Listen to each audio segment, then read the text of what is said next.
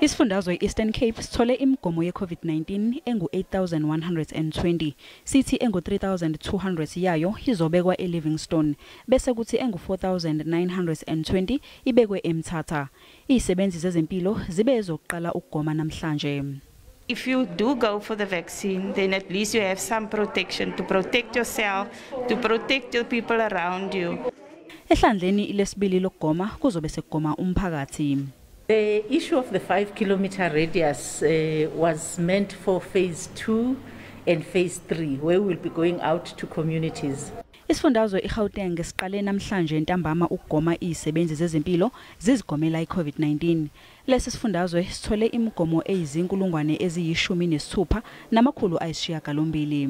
Ukugoma kuqale ngezisebenzi zezempilo eyisesibhedlela iChris Hani Baragwanath kanye nasesibhedlela iSteve Biko ePitoli.